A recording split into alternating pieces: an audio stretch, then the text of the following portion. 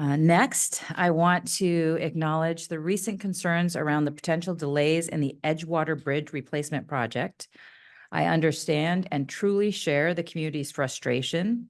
The current detour is long, inconvenient, and has a significant impact on our quality of life, our daily lives.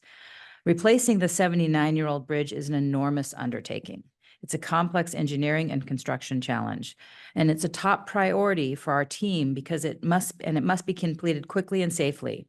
We cannot risk having any part of our community separated in case of an earthquake or disaster, so safety is always our #1 concern. I've directed our Public Works Director to closely monitor this project and explore every option to expedite the timeline. Our team is meeting weekly with the contractor, Granite Construction, to troubleshoot, find efficiencies, and make sure we're doing everything possible to deliver this critical project faster than the current estimates. We will continue to keep the community well informed and continue to push forward with urgency and determination. And I wanted to invite Director Ryan Sass and City Engineer Tom Hood forward just to share a tiny bit more about the project.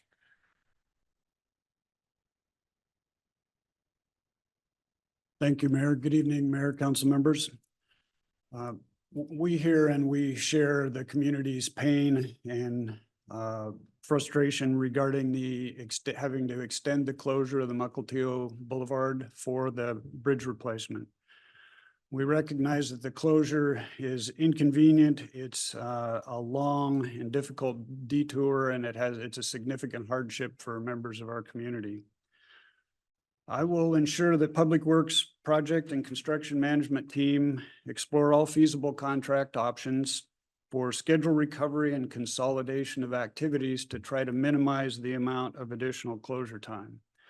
With that, I'd like to have City Engineer Tom Hood, who's with me here tonight, provide you with a brief update on a brief summary of the issues that we've encountered and the status of the current work. Thank you. Thank you, Ryan. Good evening, council members and Mayor Franklin. Tom Hood, Public Works. To help understand the nature of the schedule impacts that we're facing, I think a bit of discussion is warranted about what we refer to as the temporary work platform for this project.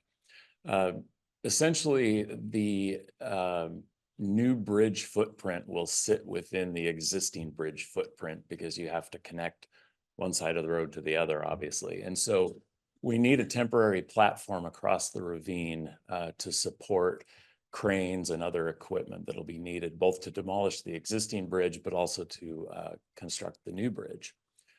So this platform is supported by dozens of steel pile that are drilled into the ravine below and to quite a deep depth to hit good soil to bear on.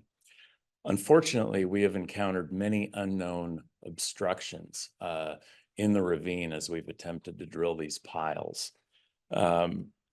These obstructions are primarily timber and concrete, large pieces of timber and concrete. They possibly could have been a result of construction methods used to build the existing bridge in 1946 that were never removed and eventually buried. Maybe they were from a bridge even previous to that.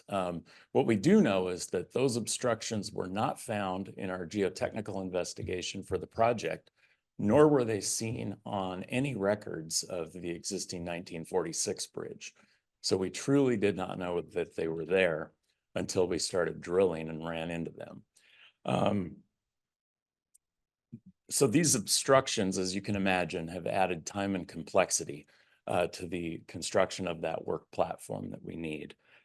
And removing the obstructions to get the piles in has also further destabilized the already steep slopes in the ravine, which have compounded our efforts to get these piles in.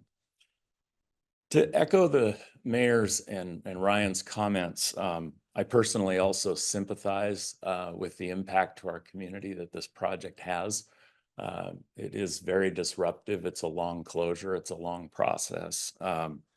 Unfortunately, when you have construction of this magnitude that includes underground work, It's not uncommon to find these obstructions that can cause delays.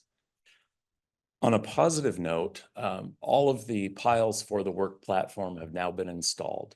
And so that brings us to a great milestone that we can start moving forward with demolition of the existing bridge. And in addition to that, begin now looking at options for recovering that schedule. My staff and I are going to work closely with the contractor to identify possible consolidations of tasks and feasibility of accelerating the remaining schedule, looking for portions of work that can be either accelerated under possible overtime or parallel tasks that can be consolidated, things like that.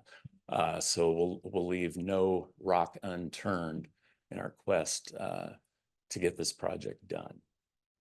And I'll certainly provide more information when it becomes available as to how the schedule is shaking out.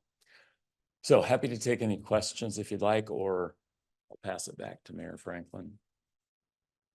Thank you. Looks like there's a question. Councilmember Tui. Thank you for that update. I know it's very complicated. And you probably don't know what effect this complication that you just had will have on the budget, whether, because it obviously wasn't planned for. So when you know that, you can just brief us on that. Yes, That'd be great. absolutely. Thank you. Yeah, and just a comment too, we have the website resource for those who are interested in monitoring the project. Right. It would be fantastic if what you just presented would be made available on that website. Good job. Thank you. Will do.